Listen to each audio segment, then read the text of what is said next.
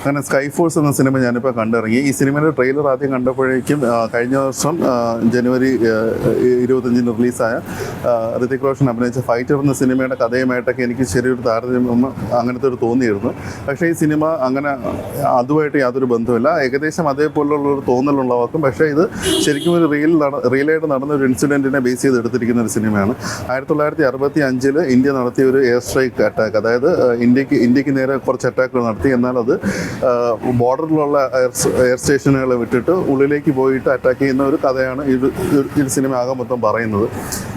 1965 മുതൽ 1984 വരെയുള്ള കാലഘട്ടത്തിൽ നടന്ന ഒരു കാര്യത്തിൻ്റെ ഒരു അഡാപ്റ്റേഷനാണ് ഈ ഒരു സിനിമ. പിന്നെ തീർച്ചയായിട്ടും ഒരു സിനിമയാകുമ്പോഴേക്കും ഒരു യഥാർത്ഥ സംഭവത്തിൽ നിന്ന് ഒരു സിനിമയ്ക്ക് വേണ്ടിയിട്ടുള്ള ഒരു ചേരുവകളെല്ലാം തീർച്ചയായിട്ടും ഈ ഒരു സിനിമയിൽ ആഡ് ചെയ്തിട്ടുണ്ടാകും. പക്ഷേ അത് നമുക്കത് ഓൺലൈനിൽ സെർച്ച് ചെയ്യുമ്പോഴത്തേക്കും ഒരു സിനിമയിൽ തന്നെ അവസാനം കാണിക്കുന്നുണ്ട് നടന്ന സംഭവങ്ങളും നടന്ന യഥാർത്ഥ വ്യക്തികളും ജീവിച്ചിരിക്കുന്ന വ്യക്തികളും അവരുടെ അന്ന് നടന്ന സംഭവങ്ങളിലേക്ക് ഫോട്ടോഗ്രാഫ്സ് എല്ലാം ഇതിനകത്ത് കഥയിലൂടെ പറഞ്ഞു പോകുന്നുണ്ട്.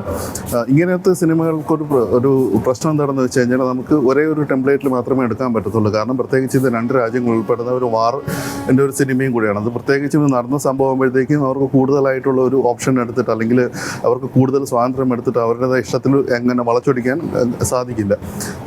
അതുപോലെ തന്നെ വേറൊരു പ്രശ്നം ഞാൻ ഇങ്ങനെയുള്ള സിനിമകൾ കണ്ടിട്ടുള്ളതെന്ന് വെച്ചാൽ അതിനാടകീയമായിട്ടുള്ള രംഗങ്ങളും പ്രേക്ഷകനെ തൃപ്തിപ്പെടുത്താൻ വേണ്ടിയിട്ട് ഓവർ ദ ടോപ്പ് ആയിട്ടുള്ള ആക്ഷൻ രംഗങ്ങളും ഇതെല്ലാം കാണിക്കുന്നതും അതൊക്കെ എപ്പോഴും ഒരു കല്ലുകടിയായിട്ട് തോന്നിയിട്ടുണ്ട്. ഈ ഒരു സിനിമയിലേക്ക് എത്തുമ്പോഴത്തേക്കും അങ്ങനെയുള്ള കാര്യങ്ങളൊന്നുമില്ല.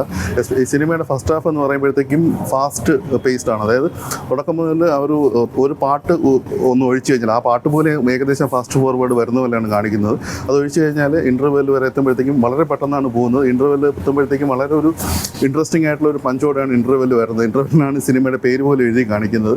അതിനുശേഷം നമുക്കൊരു തിരിച്ച് എങ്ങനെയാണ് റിയാക്ട് ചെയ്യുന്നത്, ഇന്ത്യൻ എയർഫോഴ്സിൻ്റെ ഈ ഒരു ഗ്രൂപ്പ് എങ്ങനെയാണ് റിയാക്ട് ചെയ്യുന്നത്, ഇങ്ങനത്തെ കാര്യങ്ങളിലൂടെയാണ് പിന്നെ സിനിമ പോകുന്നത്. പിന്നെ സെക്കൻഡ് ഹാഫിലേക്ക് വരുമ്പോഴത്തേക്കും കുറച്ച് നാടകീയ രംഗങ്ങൾ, എന്നാൽ തീവ്രമായിട്ടുള്ള കാര്യങ്ങളിലേക്ക് പോകുന്നില്ല. തീർച്ചയായിട്ടും നമ്മുടെ ഇന്ത്യയിലെ എയർഫോഴ്സ് അല്ലെങ്കിൽ സോൾജേഴ്സിനെ പറ്റി പറയുമ്പോഴത്തേക്കും അവരുടെ കുടുംബങ്ങൾ എങ്ങനെയാണ് ഓരോ ഇങ്ങനത്തെ കാര്യങ്ങൾ നോക്കിക്കാണുന്നത്, അവരുടെ കാഴ്ചപ്പാടിലൂടെ ഈ ഒരു കഥ കടന്നു പോകുന്നുണ്ട്. എന്നാൽ അത് അധികമായിട്ട് വലിച്ചു നീട്ടുന്നുമില്ല. അങ്ങനെ ആകുമ്പം വളരെ നല്ല രീതിയിൽ എനിക്കൊരു തിയേറ്റർ എക്സ്പീരിയൻസ് കിട്ടിയൊരു സിനിമ തന്നെയാണിത്. പിന്നെ ഒരു നെഗറ്റീവ്സ് ആയിട്ട് എനിക്ക് തോന്നിയ കാര്യം എന്ന് വെച്ച് കഴിഞ്ഞാൽ ഈ സിനിമയുടെ ഒരു CGI കുറച്ച് ഭാഗങ്ങൾ നല്ല രീതിയിൽ വർക്കൗട്ട് ആയിട്ടില്ല. വളരെ അമച്ചറിഷ് ആയിട്ട് തോന്നി. പ്രത്യേകിച്ച് തുടക്കത്തിൽ ഒരു അറ്റാക്ക് നടത്തുമ്പോഴേക്കും ഒരു ട്രെയിൻ ഡീറെയിൽ ആവുന്ന ഒരു ഭാഗമുണ്ട്. അതൊക്കെ വളരെ നമ്മളിപ്പം കാർട്ടൂൺ കാണുന്ന ഒരു എഫക്റ്റ് പോലെയാണ് എനിക്ക് തോന്നിയത്. അക്ഷയ് കുമാർ അദ്ദേഹത്തിൻ്റെ റോൾ നല്ല രീതിയിൽ ചെയ്തിട്ടുണ്ട്. അദ്ദേഹത്തിൻ്റെ കൂടെ വരുന്ന വേറൊരു ക്യാരക്ടർ അതാണ് ഒരു സിനിമയുടെ ഒരു മെയിൻ ഒരു ക്യാരക്ടറായിട്ട് വരുന്നുണ്ട്. അദ്ദേഹത്തിൻ്റെ ആദ്യത്തെ സിനിമ കൂടെയാണിത്.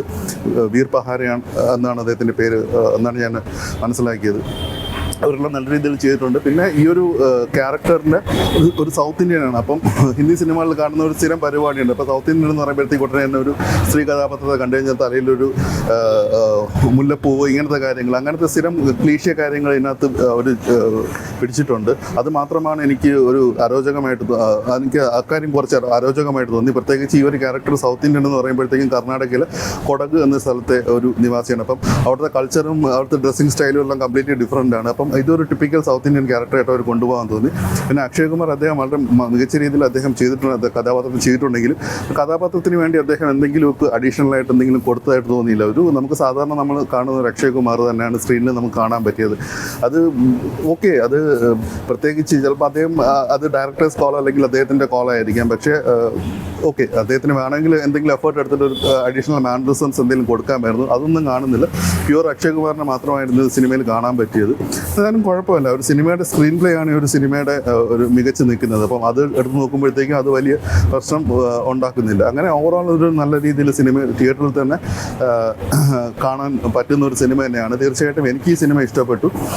തീർച്ചയായിട്ടും ഇങ്ങനത്തെ രീതിയിലുള്ള സിനിമകൾ കണ്ട് എൻജോയ് ചെയ്യുന്ന ഒരു ആൾക്കാരാണെങ്കിൽ തീർച്ചയായിട്ടും അവർക്ക് ഇത് ഇഷ്ടപ്പെടും. പിന്നെ ഒരു ദേശഭക്തി പടം എന്ന് പറഞ്ഞിട്ട് നമ്മൾക്കിങ്ങനെ ട്രോളുകൾ ഈ അടുത്ത കാലത്തായിട്ട് കുറേ കാണുന്നുണ്ടായിരുന്നു. ഒരു പക്ഷേ അതിൽ നിന്നെല്ലാം വളരെ വ്യത്യസ്തമായിട്ട് മികച്ച രീതിയിൽ തന്നെ ഒരു സിനിമ വന്നിട്ടുണ്ട്. അങ്ങനെ നമുക്ക് ട്രോളാൻ വേണ്ടി മാത്രമേ ഇന്ന് പ്രത്യേകിച്ചായിട്ട് കാര്യങ്ങൾ എന്തെങ്കിലും ഉള്ളതായിട്ട് എനിക്ക് തോന്നില്ല. അതായത് അതിനാടകീയമായിട്ടുള്ള രംഗങ്ങളൊക്കെ കുത്തിനിറച്ച് അതുപോലെ തന്നെ സിനിമയിൽ നമ്മൾ ഇങ്ങനത്തെ സിനിമകൾ നമ്മൾ സ്ഥിരം കാണുന്ന ഒരു കാര്യമാണ്. അതായത് നിങ്ങൾക്ക് അറ്റാക്ക് ചെയ്യാനായിട്ട് ഇപ്പോൾ തിരിച്ചടിക്കാനായിട്ട് നമുക്ക് ഗവൺമെൻറ്റിൻ്റെ ഓർഡർ വേണം. അതിന് വേണ്ടിയിട്ട് ഇപ്പം നമ്മളിപ്പം ഈ സിനിമയുടെ തുടക്കത്തിൽ തന്നെ സർക്കാസം അല്ലെങ്കിൽ അങ്ങനത്തെ രീതിയിൽ പറയുന്നുണ്ട്. അതായത് നമ്മൾ എപ്പോഴും പീസ് ലവിങ് നേഷനാണ്, നമ്മൾ അങ്ങോട്ട് കയറി അടിക്കാറില്ല, ഇങ്ങോട്ട് കിട്ടിയാൽ മാത്രമേ തിരിച്ചു കയറി അടിക്കാറുള്ളൂ എന്ന് പറയുന്നുണ്ട്. അപ്പോൾ ഓവറോൾ എനിക്ക് അങ്ങനെ കുറച്ച് കാര്യങ്ങളൊക്കെ ഉണ്ട്. ഓവറോൾ സിനിമ എനിക്ക് ഇഷ്ടപ്പെട്ടു.